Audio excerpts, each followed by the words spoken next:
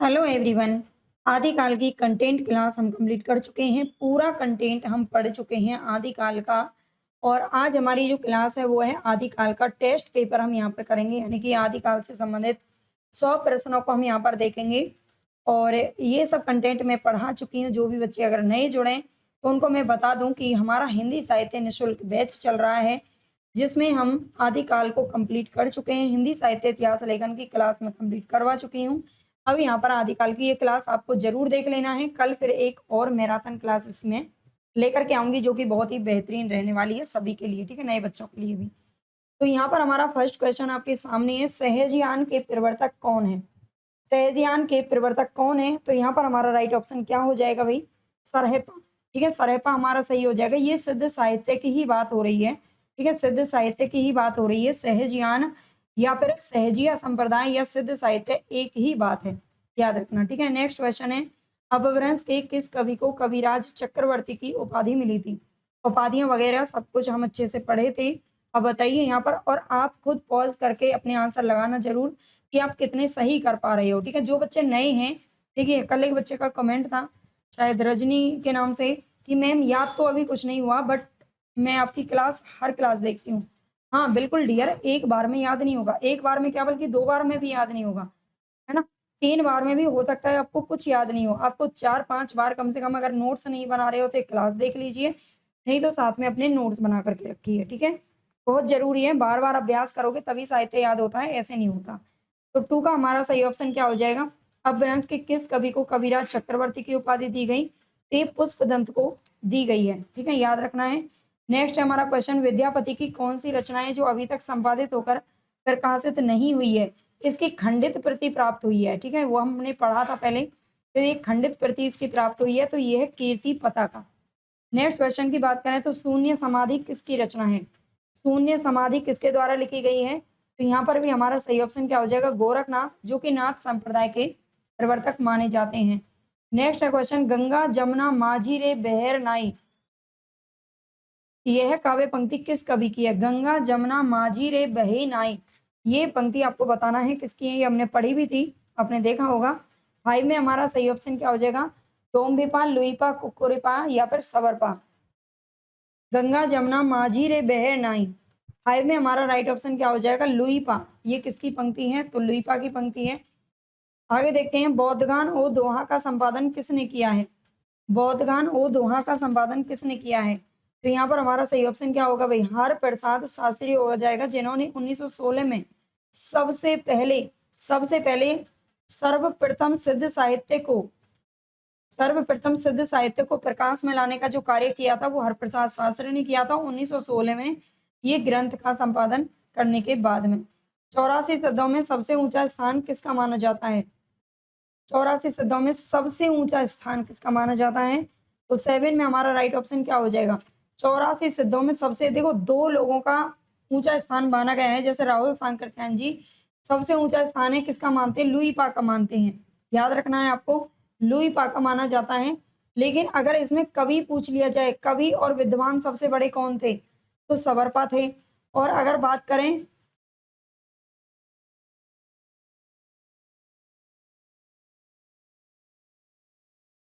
है ना? और जो 84 जो साधना में सबसे ऊँचे थे वो कौन थे? लुइपा थे।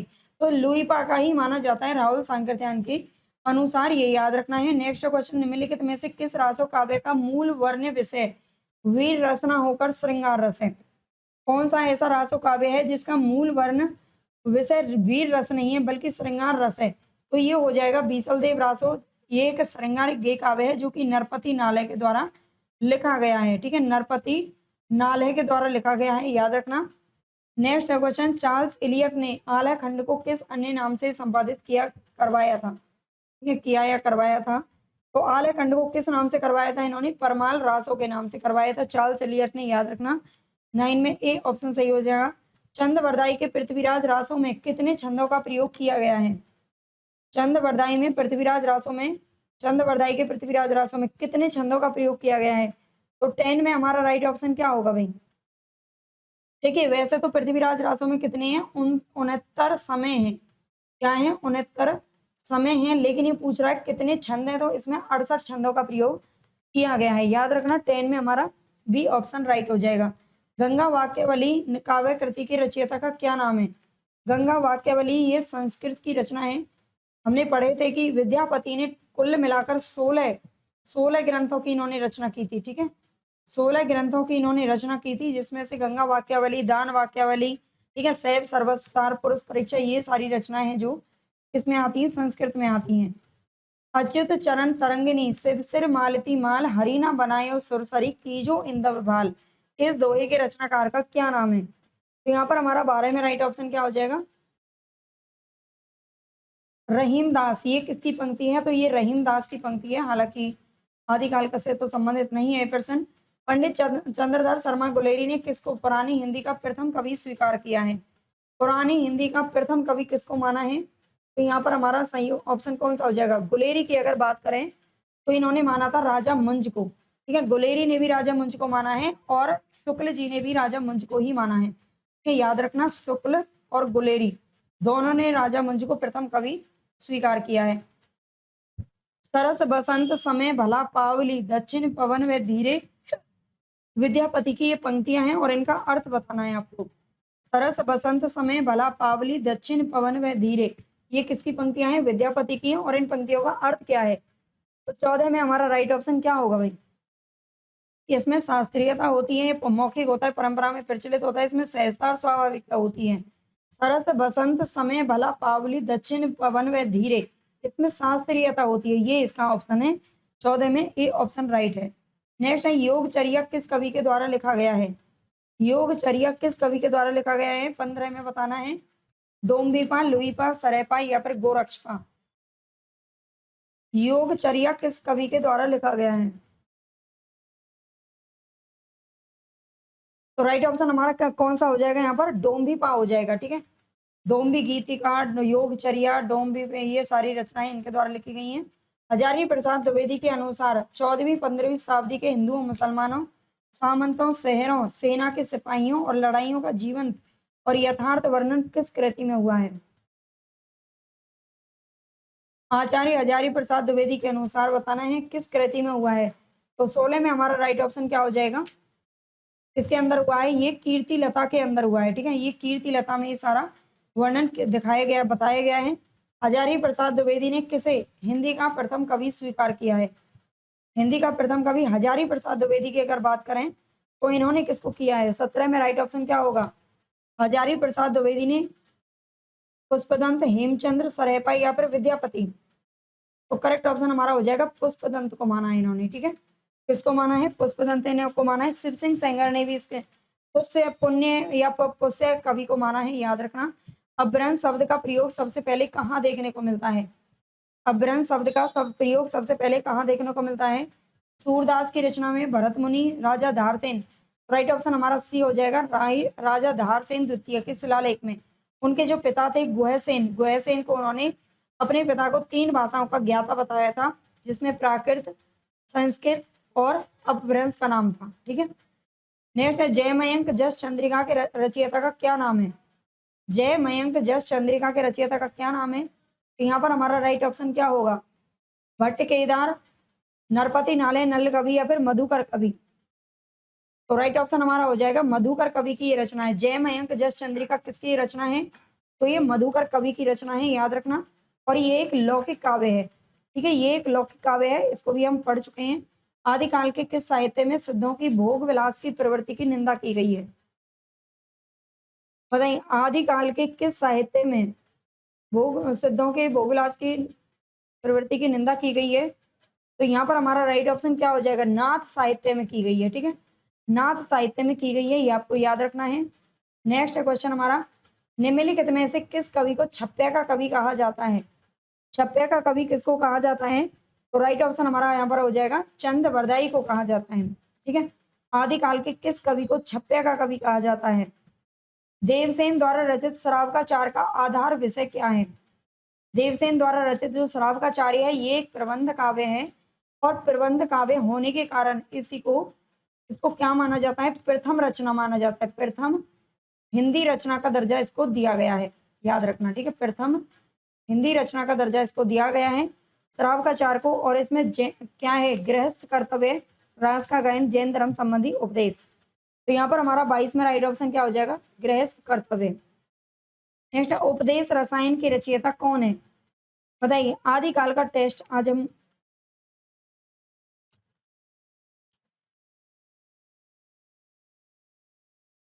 आदिकाल का टेस्ट पेपर, आदिकाल की रिवीजन क्लास में आज हम पढ़ रहे हैं उपदेश रसायन के रचयिता कौन है। उपदेश रसायन के रचयिता कौन है, तो यहाँ पर हमारा 23 में राइट ऑप्शन क्या होगा भाई, 23 में हमारा करेक्ट ऑप्शन क्या हो जाएगा, उपदेश रसायन किसका है, धनपाल कवि का है। ठीक है, धनपाल कवि हमारा ऑप्शन राइट हो जाएगा, ये आपको याद रखना अच्छे से। नेक्स्ट क्वेश्चन, निम्नलिखित में से कौन सी रचना है जो पुष्पदंत की नहीं है, इनमें से कौन सी रचना पुष्पदंत की नहीं है, तो पौंचर्यू हमारा ऑप्शन सही हो जाएगा। पौंचर्यू किसकी है, तो स्वयंभू की रचना है। ठीक है, ये स्वयंभू की रचना है, याद रख लेना, जो अपभ्रंश के प्रथम कवि माने जाते हैं। और बाकी तीनों महापुराण, जय कुमार चर्यू और जस चर्यू, तीनों पुष्पदंत की रचना है। निम्नलिखित में से सिद्ध साहित्य के विषय में कौन सा कथन सही नहीं है, सिद्ध साहित्य का झुकाव सहज साधना की ओर है, इसीलिए इसे सहजीय संप्रदाय भी कहा जाता है। प्रथम कवि सरयपा है, बिल्कुल ठीक है। सिद्ध साहित्य की रचना चर्या पदों और दोहों में हुई है। सिद्ध साहित्य का प्रणयन पिंगल भाषा में हुआ है, नहीं हुआ, पिंगल शैली में इसका विकास नहीं हुआ। ठीक है, इसमें कोई वीर रस नहीं है, तो यहाँ पर हमारा 25 में राइट ऑप्शन डी हो जाएगा। पिंगल शैली में इसका विकास नहीं हुआ, बल्कि इसकी भाषा की बात करें तो ये सांदा भाषा में किया गया है। निम्नलिखित में से कौन सी शिलांकित कृति है, इनमें से कौन सी शिलांकित कृति है, तो राउलवेल हो जाएगी, जो कि रोड़ा कवि की रचना है।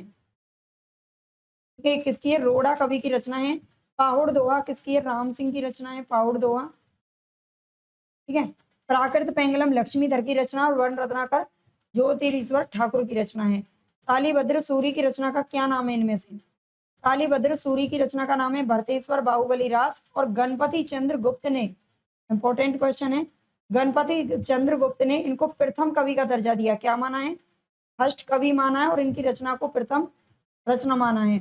नेक्स्ट, पंच पांडव चरितरास किसके द्वारा लिखा गया ग्रंथ है, पंच पांडव चरितरास, तो हमने पढ़ा था शालिभद्र सूरी की रचना है। ठीक है, पंच पांडव चरितरास किसकी है, तो शालिभद्र सूरी की रचना है। नेक्स्ट क्वेश्चन है यहाँ पर, गय सुकुमार रास के रचयिता कवि कौन है, गय सुकुमार रास के रचयिता कवि कौन है, जिनदत्त सूरी, जिन धर्म सूरी, शालिभद्र, या फिर कच्चुली रास। गय सुकुमार रास के रचयिता कवि कौन है, तो यहाँ पर 29 में हमारा राइट ऑप्शन क्या होगा भाई, 29 में हमारा करेक्ट ऑप्शन क्या हो जाएगा, गय सुकुमार रास किसकी रचना है।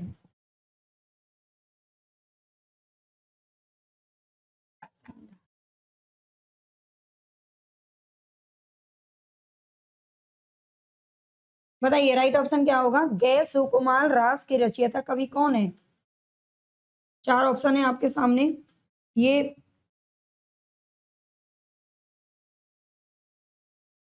जिन दत्त किसकी रचना है, 29 में हमारा राइट ऑप्शन क्या हो जाएगा, जिन दत्त सूरी। ठीक है, जिन दत्त सूरी की रचना है। नेक्स्ट है क्वेश्चन, निम्नलिखित में से किस कवि को अपभ्रंश का व्यास कहा जाता है, अपभ्रंश का व्यास किसको कहा जाता है, सरयपा, पुष्पदंत, स्वयंभू, या फिर हेमचंद्र। तो यहाँ पर हमारा करेक्ट ऑप्शन हो जाएगा पुष्पदंत को कहा जाता है। ठीक है, पुष्पदंत को कहा जाता है, याद रखना है। और अगर हम बात करें तो स्वयंभू को वाल्मीकि कहा जाता है। अपभ्रंश का वाल्मीकि किसको कहते हैं, तो ये स्वयंभू को कहा जाता है।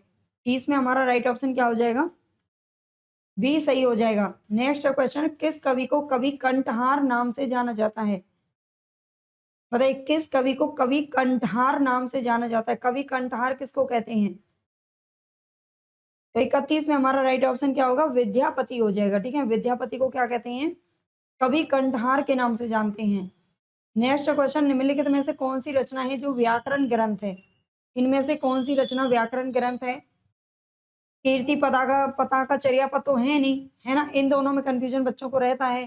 तो यहाँ पर हमारा 32 में राइट ऑप्शन क्या होगा, उक्ति व्यक्ति प्रकरण, जो कि दामोदर कवि की रचना है।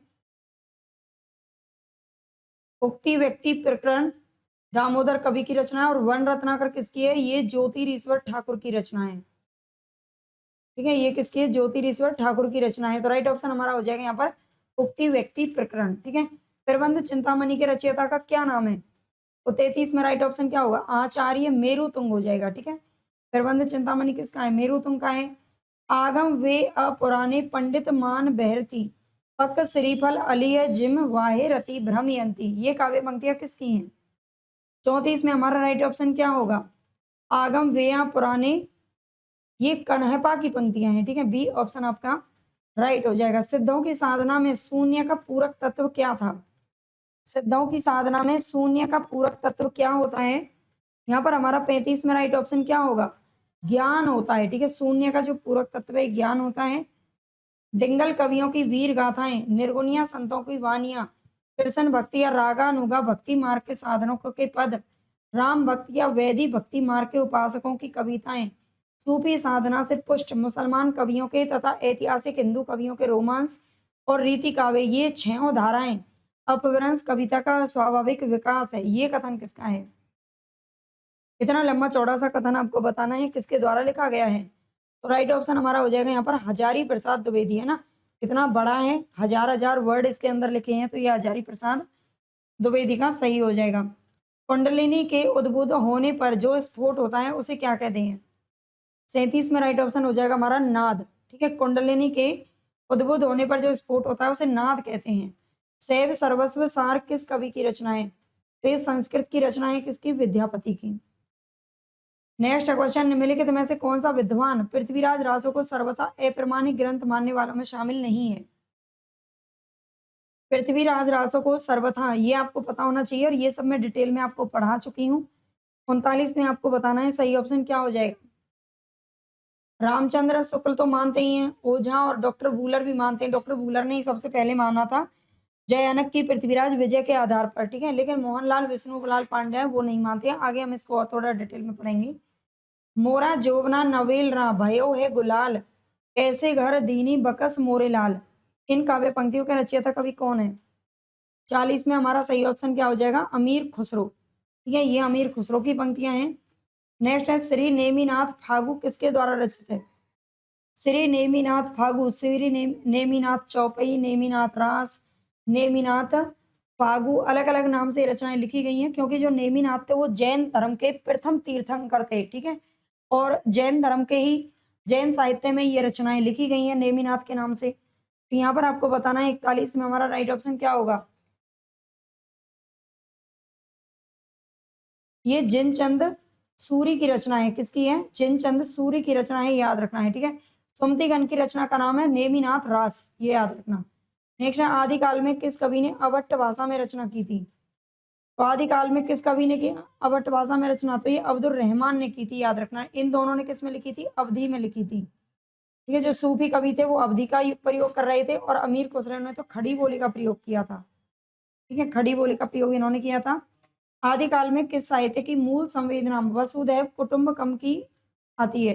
मतलब किसकी मूल संवेदना वसुधैव कुटुंबकम की है?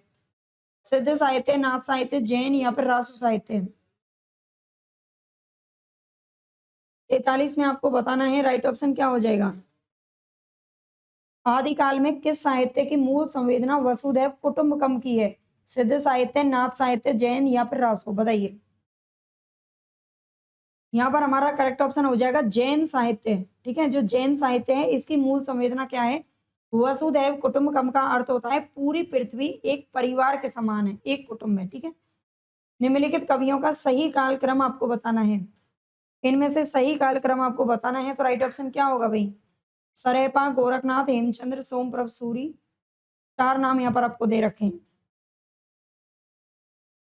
तो राइट ऑप्शन हमारा यहाँ पर सी हो जाएगा, ठीक है।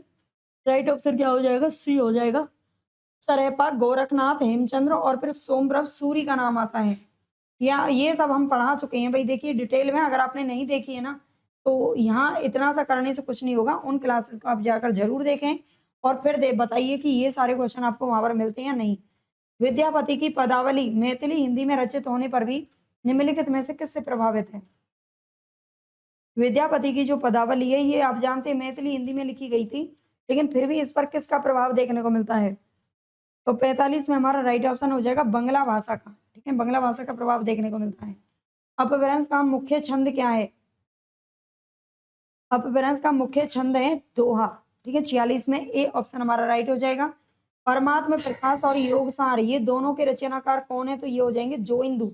और इन्हीं से ही श्रृंगार की भावना जो होती है शुरू, ठीक है, श्रृंगार भावना यहीं से शुरुआत होती है इसकी, जो श्रृंगार में लिखी जाने लगी थी श्रृंगार।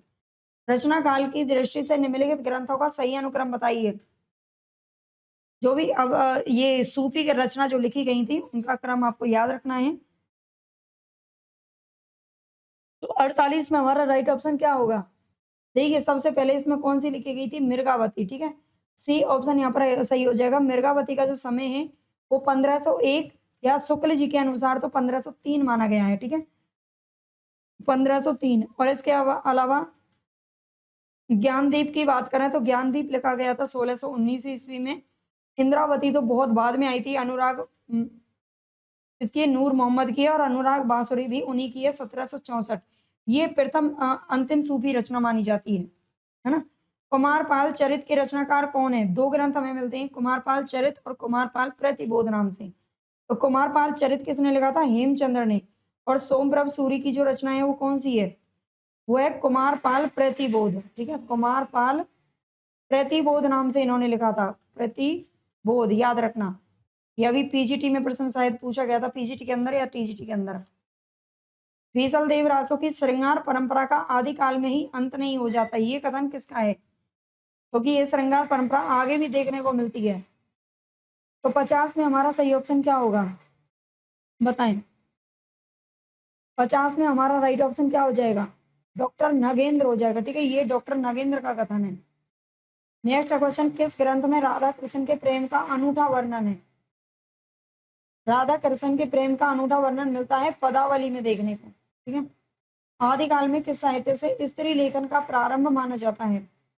स्त्री लेखन का प्रारंभ कहाँ से हुआ था? 52 में आपको सही आंसर बताना है। यहाँ पर आदिकाल में किस साहित्य से स्त्री लेखन का प्रारंभ माना जाता है? अपभ्रंश साहित्य, सिद्ध, जैन, यहाँ पर नाथ साहित्य। तो राइट ऑप्शन हमारा यहाँ पर क्या होगा? तो ये हो जाएगा सिद्ध साहित्य से, ठीक है, सिद्ध साहित्य से स्त्री लेखन का प्रारंभ माना जाता है। अपभ्रंश में तो किसी ने लिखा ही नहीं है। हाउ के निवासी खमन बतारे, मोहर वियोगा कहन न जाई, ये पंक्तियां किसके द्वारा लिखी गई हैं? हाउ निवासी खमन बतारे, ये पंक्तियां हैं कुक्कुरिपा के द्वारा लिखी गई हैं, ठीक है। 53 में हमारा डी ऑप्शन सही हो जाएगा, ये कुक्कुरिपा की पंक्तियां हैं। पीयू चित्तौड़ना आवियु सावन पहली तीज, जोवे बाट विरहनी खिनखिन अनवे खीज, संदेश ओपिन साहिबा पाछो प्रिय न देह, पंछी घालिया पिंजरे छूटन रो संदेह, ये पंक्तियां किस रचना से ली गई हैं? तो ये खुमान रासों की रचना से ली गई हैं। खुमान रासों की पंक्तियां हैं जो कि दलपति विजय की रचना है। इसकी है ये दलपति विजय के द्वारा लिखी गई ये रचना है खुमान रासो। नेक्स्ट है, सिद्धों और योगियों की रचनाओं के संदर्भ में ये कथन किसका है? उनकी रचनाओं का जीवन की स्वाभाविक सारणियों, अनुभूतियां और दशाओं से कोई संबंध नहीं है, वे सांप्रदायिक शिक्षा मात्र हैं, शुद्ध साहित्य की कोटि में नहीं आ सकती। तो इनको शुद्ध साहित्य जो नहीं माना है ना, वो रामचंद्र शुक्ल जी नहीं मानते। नेक्स्ट क्वेश्चन, अक्षर दिको उपदेश नामक ग्रंथ किसने लिखा है? 56 में आपको बताना है राइट ऑप्शन क्या होगा। अक्षर दिको उपदेश नामक ग्रंथ किस शुद्ध कवि ने लिखा है, ये आपको बताना है। लुईपा, डोम्बिपा, सवरपा या फिर सरहपा।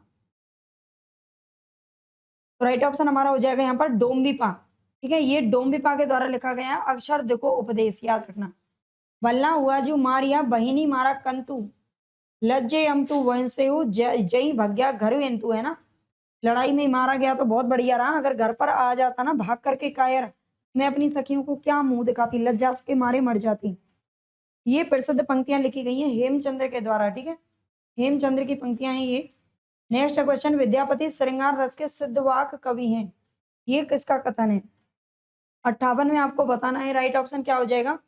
विद्यापति को श्रृंगार रस के सिद्धवाक कवि किसने कहा है? तो हजारी प्रसाद द्विवेदी जी ने कहा है, याद रखना। नेक्स्ट है, सिद्ध सामंत युग की कविताओं की सृष्टि आकाश में नहीं हुई, वे हमारे देश की ठोस धरती की उपज हैं, ये कथन किसका है? तो यहाँ पर हमारा सही ऑप्शन क्या हो जाएगा? राहुल सांकृत्यायन हो जाएगा, ठीक है, राहुल सांकृत्यायन हमारा सही हो जाएगा। नेक्स्ट है, जिस साहित्य में केवल धार्मिक उपदेश हो उससे वह साहित्य निश्चित रूप से भिन्न है, जिसमें धर्म भावना प्रेरक शक्ति के रूप में काम कर रही हो। धार्मिक साहित्य होने मात्र से कोई रचना साहित्यिक कोटि से अलग नहीं की जा सकती। ये किसका कथन है? तो 60 में हमारा राइट ऑप्शन क्या होगा भाई? 60 में हमारा राइट ऑप्शन क्या हो जाएगा? हजारी प्रसाद द्विवेदी हो जाएगा। ठीक है, हजारी प्रसाद द्विवेदी हो जाएगा। इस संबंध में इसके अतिरिक्त और कुछ कहने की जगह नहीं कि ये पूरा ग्रंथ वास्तव में जाली है। पृथ्वीराज रासो के विषय में कथन किसका किसका है बताइए? तो पूरी तरह से इसको जाली ग्रंथ कौन बताता है? तो ये रामचंद्र शुक्ल जी कहते हैं। ठीक है, 61 में ए ऑप्शन हमारा राइट हो जाएगा। यहाँ पर थोड़ा सा देख लेते हैं। अप्रमाणिक मानने वाले विद्वानों में डॉक्टर भूलर, ओझा, शुक्ल, देवी प्रसाद और कबीराज श्यामल दास का नाम आता है। प्रमाणिक मानने वाले विद्वानों में श्याम सुंदर दास, कर्नल टॉड, मिश्र बंधु, मोहनलाल विष्णुलाल पांडे का नाम आता है, जो पूरी तरह से प्रमाणिक मानते हैं। और अर्ध प्रमाणिक में हजारी जी, सुनीत कुमार चटर्जी और डॉक्टर दशरथ शर्मा का नाम आता है। इस ग्रंथ में श्रृंगार की ही प्रधानता है, वीर रस का किंचित आभास मात्र है। शुक्ल जी की ये मान्यता किस ग्रंथ के संदर्भ में है? तो ये बीसल देव रासो के संदर्भ में है, याद रखना, जो कि नरपति नालय की रचना है। सिद्धों की भाषा को आलो अंधारी का नाम किसने दिया है? 63 में आपको ऑप्शन बताना है। सिद्धों की भाषा को आलो अंधारी का नाम किस विद्वान ने दिया है? बताओ फटाफट। जॉर्ज गिरियर्सन, हरप्रसाद शास्त्री, रामचंद्र शुक्ल या राहुल सांकृत्यायन?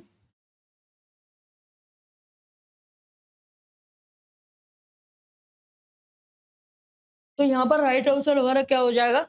हरप्रसाद शास्त्री हो जाएगा। ठीक है, हरप्रसाद शास्त्री हो जाएगा। राहुल सांकृत्यायन ने तो दिया ही नहीं है नाम, और ना ही शुक्ल जी ने दिया है। नेक्स्ट है, डॉक्टर दशरथ शर्मा आदि कुछ विद्वान पृथ्वीराज रासो के किस संस्करण को मूल रासो मानते हैं? 64 में बताना है आपको। सही ऑप्शन हमारा क्या हो जाएगा? दशरथ शर्मा। जो इसका लघुत्तम संस्करण है, सबसे छोटा जो संस्करण है, 1300 जिसके अंदर छंद है, उसको सबसे छोटा संस्करण, सबसे प्रमाणिक संस्करण माना जाता है। मथुरा प्रसाद दीक्षित ने मध्य संस्करण को प्रमाणिक माना है। वृहद रूपांतरण जिसमें 16,306 छंद हैं, उसको सबसे अधिक अप्रमाणिक और सर्वाधिक लोकप्रिय कहा जाता है। सबसे ज्यादा अप्रमाणिक है, सबसे अधिक लोकप्रिय भी है। बीसल देव रासो के संपादन करता इनमें से कौन है? तो ये है माता प्रसाद गुप्त और नगर अगरचंद नाहटा। ये दोनों का नाम इसमें आता है। शंकराचार्य के बाद इतना प्रभावशाली और इतना महिमान्वित महापुरुष भारतवर्ष में दूसरा नहीं हुआ। हजारी प्रसाद द्विवेदी की उक्ति किसके विषय में कही गई है? तो ये गोरखनाथ के बारे में कहते हैं, है ना, पढ़ा था हमने ये कंटेंट के अंदर। नेक्स्ट, कौन सा विकल्प है जो कि सुमेलित नहीं है? इनमें से कौन सा विकल्प सुमेलित नहीं है? तो यहाँ पर हमारा 67 में राइट ऑप्शन क्या हो जाएगा? देखो, शराब का चार देवसेन की है, नेमिनाथ राज सुमति गनी की है, भारतेश्वर बाहुबली राज सालिभद्र सूरी की, लेकिन रेवंत गिरी राज चिंधरम सूरी की नहीं है। ये किसकी है? विजय सेन सूरी की है। विजय सेन सूरी के द्वारा लिखी गई है, याद रखिएगा। नेक्स्ट है, अपभ्रंश के कवियों को विस्मरण करना यानी कि उनको भूल जाना हमारे लिए हानि की वस्तु है। यही कवि हिंदी काव्य धारा के प्रथम सृष्टा थे। ये कथन किसका है? हिंदी काव्य धारा जो ग्रंथ है वो किसका था? राहुल सांकृत्यायन का था। ठीक है, और उन्होंने जो पूरा स्रोत कहाँ से लिया है? अपभ्रंश के कवियों से लिया है। तो वो कहते हैं कि इनको विस्मरण करना हमारे लिए हानि होगी। कुवलय माला कथा के लेखक कौन है? 69 में आपको बताना है। राइट ऑप्शन क्या हो जाएगा? उद्योतन सूरी। ठीक है, कुवलय माला कथा किसकी रचना है? उद्योतन सूरी की रचना है। नेमिनाथ चौपई की रचना किसकी रचना है? नेमिनाथ चौपई। नेमिनाथ फागु अलग है, नेमिनाथ रास अलग है, नेमिनाथ चौपई अलग है। ठीक है, तो यहाँ पर हमारे 70 में कौन सा ऑप्शन सही होगा? नेमिनाथ रास ये विनय चंद सूरी की रचना है। ठीक है, विनय चंद सूरी लगाना है यहाँ पर। साधारणतः सन ईस्वी की 10वीं से लेकर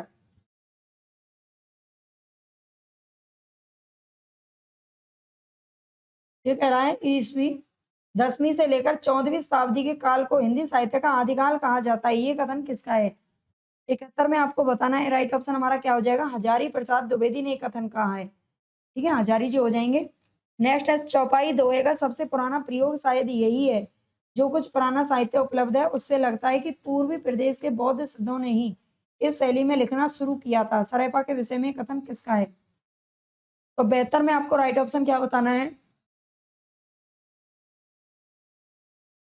72 में सही ऑप्शन हमारा कौन सा हो जाएगा? चौपाई दोहे का सबसे पुराना प्रयोग शायद यही है। जो कुछ पुराना साहित्य उपलब्ध है उससे तो लगता है कि पूर्वी प्रदेश के बौद्ध सिद्धों ने ही इस शैली में लिखना शुरू किया था।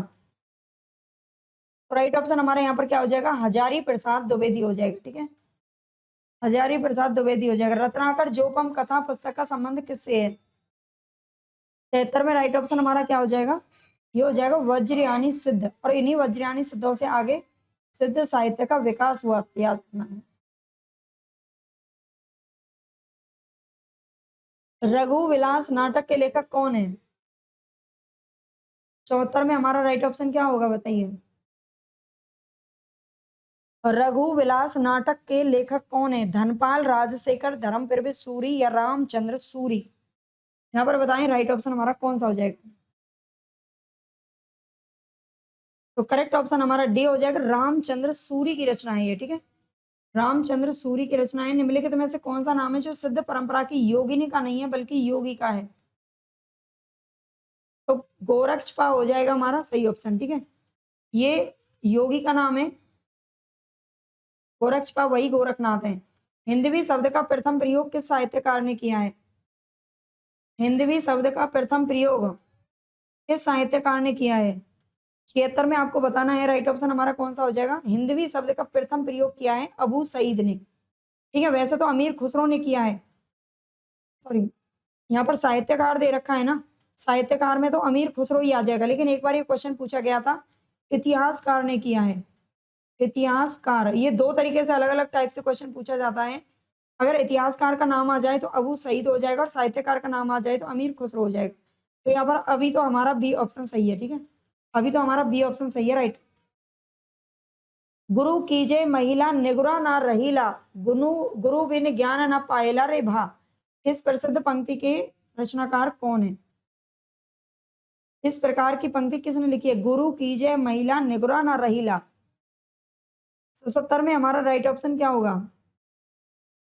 गुरु बिन ज्ञान न पाइला रे भा, गुरु बिन ज्ञान न पाइला रे भा। ये किसकी है? ये गोरखनाथ की पंक्ति है ना, किसकी है? ये गोरखनाथ की पंक्ति है। नेक्स्ट है, कलचुरी राजवंश की 7 नायिकाओं के नक्सिक वर्णन से संबंधित ग्रंथ कौन सा है? तो ये हो जाएगा राउरवेल। ठीक है, राउरवेल हो जाएगा। राउल इसमें नायिका का नाम है। काम भाव और शरीर का सौंदर्य उनके यहाँ उत्सव रूप में है। विद्यापति के संदर्भ में ये कथन किसका है? तो ये रामस्वरूप चतुर्वेदी ने कहा है। ठीक है, रामस्वरूप चतुर्वेदी ने कहा है। बच्चन सिंह कहते हैं कि विद्यापति की रचना को, विद्यापति की पदावली को उतना आध्यात्मिक कहना उतना ही गलत है जितना कि खजुराहो के मंदिरों को आध्यात्मिक कहना, है ना। नेक्स्ट क्वेश्चन, अपभ्रंश में दोहा काव्य की परंपरा का आरंभ किस कवि ने किया है? अपभ्रंश में दोहा काव्य की परंपरा का आरंभ किस कवि ने किया है? तो ये दोहा काव्य की परंपरा का जो प्रारंभ है ये माना जाता है किससे? जो इंदु से माना जाता है। ठीक है, निम्नलिखित में से किस काव्य धारा में सहज भोग मार्ग से जीव को महासुख की ओर उन्मुख किया गया है? तो ये सिद्ध साहित्य में किया गया है। और इसका त्याग किसने किया है? नाथ साहित्य में किया गया है। नाथ पंथ या नाथ संप्रदाय के सिद्ध मत, सिद्ध मार्ग, योग संप्रदाय, अवधूत मत एवं अवधूत संप्रदाय नाम भी प्रसिद्ध है। ये कथन किसने कहा है? 82 में आपको बताना है। सही ऑप्शन हमारा क्या हो जाएगा? रामचंद्र शुक्ल। शुक्ल सीरीज अभी हमारी जो चल रही है उसमें एक कथन हमने पढ़ा था। ठीक है, रामचंद्र शुक्ल सीरीज हमारी चल रही है जिसमें हम शुक्ल जी और बच्चन जी की किताब को पढ़ने वाले हैं। अगर आप जुड़ना चाहें तो केवल और केवल 199 रुपए में ये बैच हमारा मिल रहा है। आप इसको ज्वाइन करिए और लाइन बाय लाइन दोनों किताबों को मैं बहुत ही भक्ति काल तक हम कंप्लीट कर चुके हैं। अभी रीति काल हमारा शुरू हो चुका है, तो आप चाहें तो जुड़ जाइए जल्दी से। पवनचरियों में कितने कांडों में राम की कथा का वर्णन है? तो इसमें 5 कांडों में है ना। और 5 कांड कौन कौन से हैं तो वो भी मैं आपको बता चुकी हूँ। ठीक है, कंटेंट में वैसे यहाँ पर भी दे दिया है। चलो, विद्याधर कांड, अयोध्या कांड, सुंदर कांड, इसमें 2 कांड क्या है? सेम है। और ये भी है उत्तर कांड। ठीक है, और युद्ध कांड। इसमें राम कथा को जैन धर्म के अनुसार परिवर्तित करके प्रस्तुत किया गया है। अमीर खुसरो को महाकवि या कवियों में राजकुमार की संज्ञा किसने दी है? 84 में आपको बताना है। सही ऑप्शन क्या हो जाएगा? राम कुमार वर्मा हो जाएगा। ठीक है, राम कुमार वर्मा जी ने दिया। डिंगल भाषा का अर्थ क्या है? डिंगल भाषा का अर्थ क्या है? तो ये हो जाएगा अपभ्रंश के योग में बनी शुद्ध राजस्थानी। अपभ्रंश के योग में बनी, हरियाणवी मिश्रित नहीं करना, ना ही अवधी और ब्रज मिश्रित करना है। शुक्ल जी के अनुसार हम्मीर रासों के रचयिता कौन है? शुक्ल जी के अनुसार है सारंगधर, और जज्जल कवि किसके अनुसार है? डॉक्टर नगेंद्र। डॉक्टर नगेंद्र और राहुल सांकृत्यायन के अनुसार वो जज्जल कवि को मानते हैं। बालचंद विद्यावई भाषा दुए नहीं लग गई तुझन आशा विद्यापति की किस रचना की पंक्ति है? तो 87 में हमारा राइट ऑप्शन हो जाएगा कीर्ति लता। नेक्स्ट है ढोला मारूरा दुहा, ये एक लौकिक काव्य है। इसमें ढोला के पिता का क्या नाम था? मैंने आपको बताया था कंटेंट पढ़ते समय कि ये प्रश्न बनते हैं कि इनके माता पिता का क्या नाम था। ठीक है, तो यहाँ पर आपको बताना है ढोला के पिता का क्या नाम था भाई? राजा नल था। राजा नल था, याद रखना। गोरखनाथ का समय 11वीं शताब्दी है, ये मान्यता किस विद्वान की है? 89 में आपको बताना है सही ऑप्शन क्या हो जाएगा? डॉक्टर पीताम्बर दत्त बड़त्वाल हो जाएगा। ठीक है, डॉक्टर पीताम्बर दत्त बड़त्वाल ने गोरखवाणी का संपादन किया था। नाथ पंथ सिद्धों की परंपरा से ही छटकर निकला है। जो नाथ पंथ है ये सिद्धों की परंपरा से छटकर निकला है, ये किसने कहा है? शुक्ल जी ने कहा है।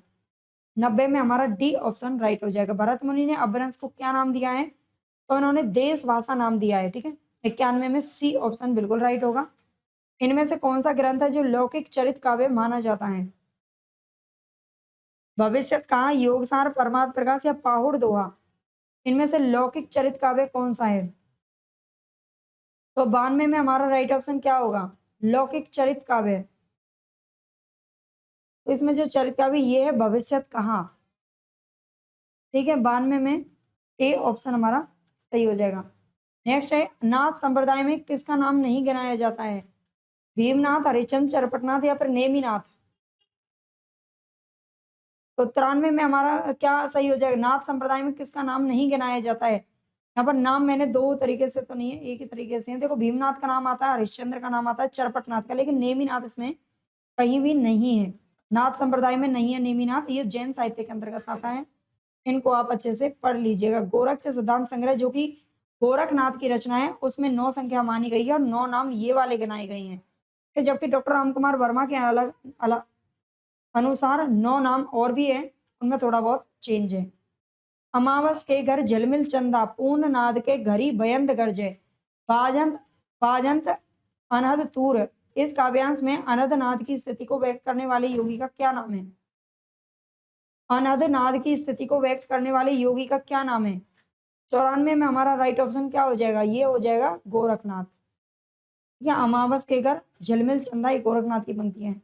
भाषा की कसौटी पर यदि ग्रंथ को कसते हैं तो और भी निराश होना पड़ता है, क्योंकि वह बिल्कुल बेठिकाने है, उसमें व्याकरण आदि की कोई व्यवस्था नहीं है।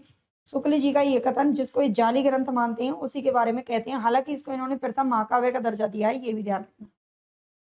ठीक है, प्रथम महाकाव्य माना है और चंद्रवरदाई को प्रथम महाकवि का दर्जा देते हैं। निम्नलिखित में से किस रचना में कड़वक शैली का प्रयोग नहीं हुआ है? 96 में आपको बताना है किसमें कड़वक शैली का प्रयोग नहीं हुआ है। जम्बू स्वामी चरियु, पमचरियु, पहाड़ दोहा या फिर महापुराण? तो 96 में हमारा राइट ऑप्शन क्या हो जाएगा? कड़वक शैली का प्रयोग किसमें नहीं किया गया?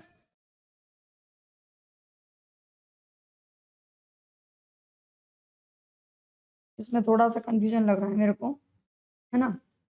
किस रचना में कड़वक शैली का प्रयोग नहीं किया गया है? जम्बू स्वामी चरियु, पमचरियु, पहाड़ दोहा या फिर महापुराण?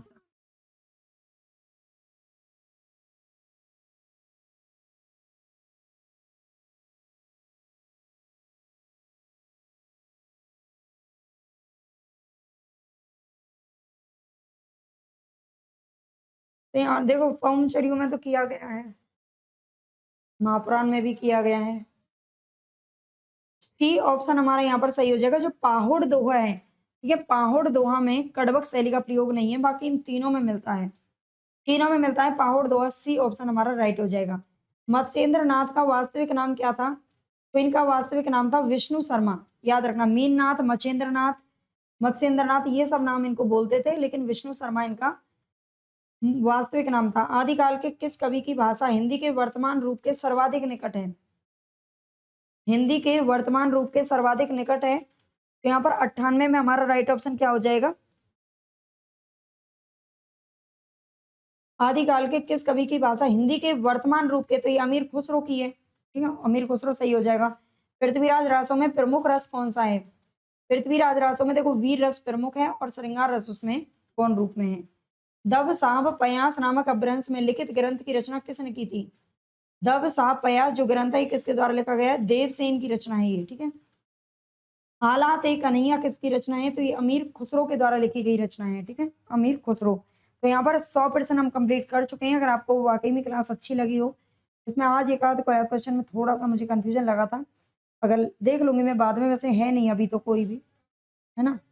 फिर भी आपको क्लास अगर अच्छी लगी हो तो भाई लाइक सब्सक्राइब तो जरूर आपको कर ही लेना है चैनल को, और बताइएगा क्लास कैसी लगी। ज़्यादा से ज़्यादा लाइक शेयर करिए, खूब हाइप करिए, और कल इसकी एक और मैराथन क्लास आएगी, मतलब मैराथन क्लास के रूप में हम करवा देंगे जो अभी तक हमने करवाया है। और उम्मीद करती हूँ कि ये इस बैच से जुड़ने के बाद आपको और किसी चीज़ की ज़रूरत नहीं पड़ेगी, है ना। बस धीरे-धीरे आप पढ़ते रहिए, लगे रहिए हमारे साथ में। और इसके अलावा अगर आप यूजीसी नेट की तैयारी कर रही हैं, तो यूजीसी नेट का भी पूरा सिलेबस आपको मिल जाएगा, फुल कोर्स के रूप में आपको आपके लिए उपलब्ध है। केवल और केवल 999 पूरा यूजीसी नेट का सिलेबस हमने करवाया है। उसमें रिकॉर्डेड बैच है ये, और इसमें कुछ रचनाएँ, इसमें पीवाईक्यू, वन लाइनर सब कुछ आपको मिलेगा। अगर आप चाहें तो इसे जॉइन कर सकते हैं, ठीक है। धन्यवाद।